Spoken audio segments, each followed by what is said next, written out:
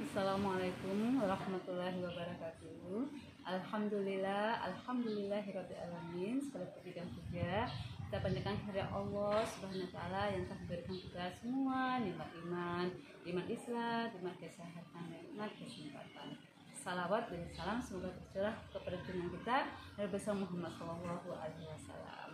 Alhamdulillah kita bertemu kembali dalam kajian Islam secara online yang diselenggarakan oleh Yayasan Bunyan Jakarta.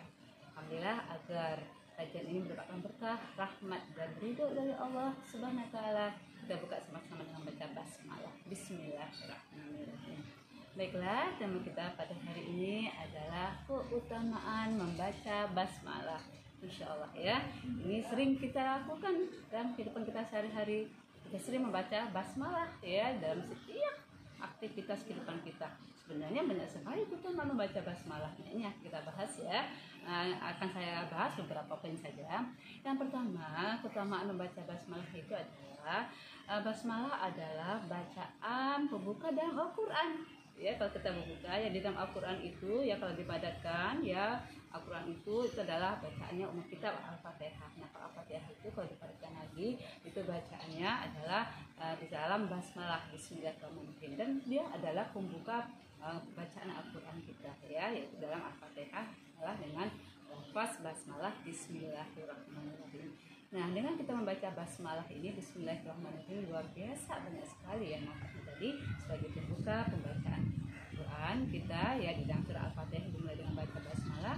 Kemudian dengan kita membaca basmalah ini ya, kita bisa mendekatkan diri kita kepada Allah ya. Karena apa? Setiap aktivitas kebaikan-kebaikan yang kita lakukan dengan menyebut nama Allah berarti kita sedang mengingat Allah. Kita makan Bismillahirrahmanirrahim, baca basmalah, kita ingat apa yang kita makan adalah karunia dari Allah. Kita keluar rumah dengan mengucapkan Bismillahirrahmanirrahim, la haula wala quwwata illa billah gitu ya.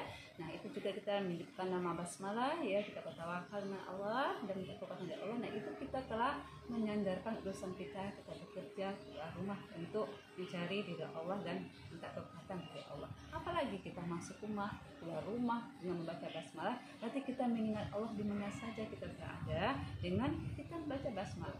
Itu yang kedua ya. Yang pertama adalah sebagai pembuka pembacaan Al-Fatihah Bismillahirrahmanirrahim dan pembuka dalam setiap kegiatan aktivitas kita dalam bentuk kebaikan-kebaikan. Yang kedua tadi ya, jadi basmalah itu juga mendekatkan diri kita kepada Allah karena kita menyebut nama Allah. Setiap aktivitas kita sebut nama Allah. Yang ketiga, apalagi keutamaan kita membaca basmalah adalah agar apa yang kita lakukan itu berkah ya. Berkah itu apa? Jadi keberkahan itu ada keberkahan, ada kebaikan-kebaikan yang terdapat apa yang kita lakukan tadi.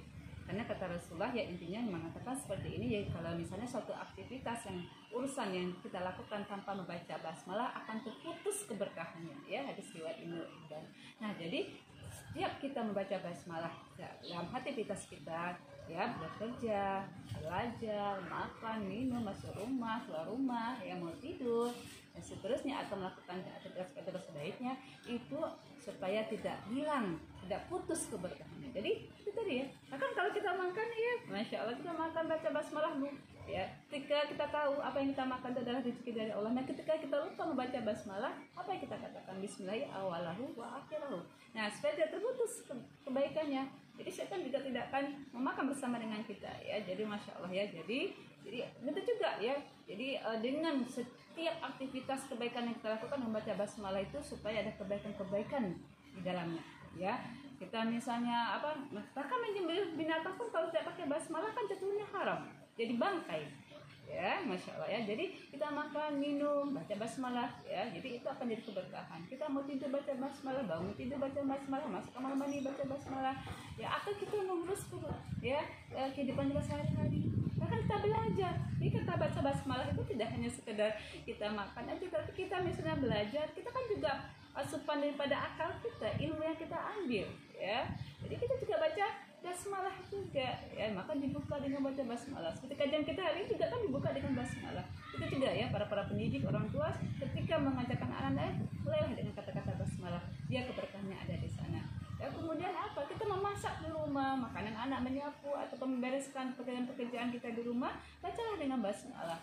Bahkan kita juga menutup makanan kita jangan sampai tidak tertutup juga dengan membaca basmalah semuanya lisan kita ya, lalu mengucapkan kata-kata basmalah sehingga tidak putus kebaikan di dalamnya. Apalagi ya keutamaan baca basmalah adalah itu menjadi pembatas atau pemisah kita dengan setan. Jadi kalau kita baca basmalah, kalau kita makan baca basmalah, terus kita nggak makan. Tapi kalau misalnya kita basmalah tidak lupa baca basmalah, jadi kita makan bersama-sama dengan setan gitu ya. Makanya ketika kita lupa kan ada doanya ya, bismillah awalahu akhirahu ya, supaya jadi tidak ada kesempatan buat setan untuk memakan makanan yang kita makan juga. Kita memuntahkan oleh setan. Jadi seperti itu, kita mau tidur juga demikian ya. Kita juga misalnya memakai pakaian atau ya itu juga melepaskan pakaian, bahkan kita berhubungan dengan suami itu juga kadang-kadang harus membaca basmalah supaya tidak diganggu sama setan dan tidak ada campur tangan setan di sana. Itu tadi kayak makan tadi ya, supaya setan jangan ikut makan bersama kita, tidak campur tangan dengan kita dia makannya bersama kita. Jadi dengan baca basmalah. Nah itulah jadi pemisah ya antara kita dengan setan ya. Dan yang ada lagi utama daripada baca basmalah ini adalah ketika kita baca basmalah, hati kita itu merasa inilah karunia dari Allah ya. Kita baca basmalah ini juga merupakan perkataan-perkataan yang telah dicontohkan oleh para nabi kita ya.